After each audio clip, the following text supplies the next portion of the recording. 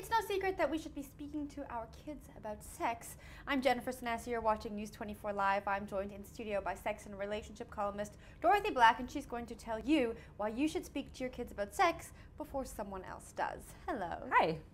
How are you? I'm good. How are you? I'm good. We're talking about speaking to kids about sex. Right. Now, I think parents don't really know when they should start talking to their kids about sex. They don't know what their kids already know about sex. It's like a little bit of a touchy subject. How do we approach this? Well, I think first of all we look at the idea of having the talk with your kids. So the way that we've structured it is like one day when a man or a young teenager reaches of age, then the parent sits down and gives them the birds and the bees chat. And like a packet of condoms. Yeah, and a packet of condoms if they're lucky. And so we've kind of structured this talk as a one-time affair that happens when a young person comes of age, and that is. And that's just not the reality of it. You are always talking to your child about sex, whether you realize it or not. So sex, we think also about the sex act as like penis in vagina. That's what happens one day, much later. But sex is about relationship. It's about body ownership. It's about empowerment. It's about consent. It's about being able to say no or be able to say yes, about making good choices. Sex and sex relationships are about all of that. And so you are talking to your child about relationships, ownership over their own body, their ability to stand empowered in that from the moment they pop out of the womb. You are responsible for those conversations. And so there is not one day when you have the conversation about sex, it is all the time. It's just whether you are actually using your words to communicate or whether you're busy talking around it, What's a common, I guess, misconception parents have when it comes to speaking to their kids about sex?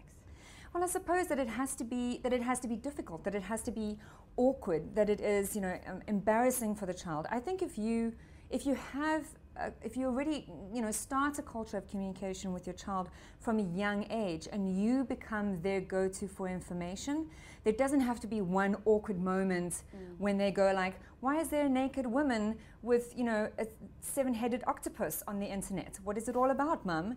It's because you would have had that conversation a long time ago between what is fantasy, what is real, what they see on the internet, their own bodies. Had those conversations from the word go so that they can come to you earlier and say, what's this or what's that. So I think that, so the major misconception is that it is one conversation that is awkward and weird at some point, not that it is a continual conversation and a continual trust sets up that you are building up with your child. Now, what's appropriate to start speaking to very young children about? How do we bring it up? Yeah, you see, you don't have to bring it up. Your kid will bring it up. So there's a sort of system of working with your child. It's called questions-based age-appropriate answers. So your child will lead the conversation when they want to know where do babies come from. Then that is the correct time to answer them. How much information they get depends on their age. So when they're 3 and they say, where do babies come from? You can say they come from, mommy's tummy. You don't necessarily need to go into the 20-step biological process of what's happening. So you let your child lead the questions, lead where they want to go. And you give them as much information as they need and information that is age appropriate. So by the time that they've started asking like more biological questions at an older age, you can get more specific about it, using proper words, using real words, getting them comfortable from a young age with their anatomy, what's comfortable, what's normal, what's okay. It's all normal, it's all okay. And it all depends on how you negotiate those early conversations and how you then respond to them when they start asking you these questions. It's interesting you say we should let the children lead the conversations, right. Because I think parents often get caught up in what are we going to say, when are we going to say it, how are we going to say it. It needs to become this big dramatic event. And look, sometimes your kids aren't going to. Look, children are different. There's not like one size fits all. Some children are very shy, some children are very reticent. Maybe you buy them a book. Like it just comes a little bit late. They haven't asked any questions. You get them a book, you pop it on the back, you gently nudge to find out what they know. As a parent, you don't have to be a gatekeeper, but you certainly have to lead conversations. You certainly have to encourage conversations and thoughts, and healthy thoughts and appropriate thoughts for what they should be knowing.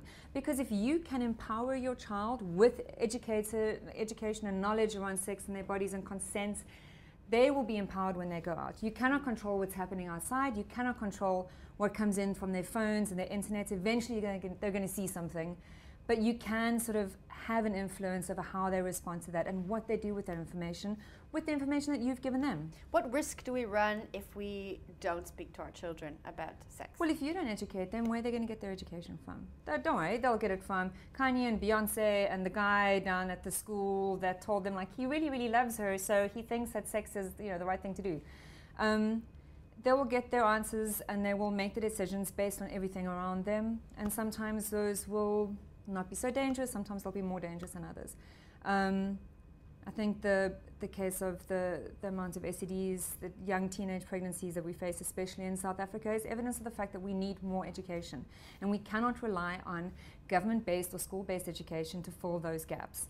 And so if you're not talking to your kids about it, everybody else will. So you can be shy and awkward and not sure and, you know, get yourself into a tizzy about it. It's fine, you don't have to talk about them, but then don't get angry if they make decisions that, or they're led into decisions or you know, mess up situations that needed some like influence, good influence, and you can give it to them.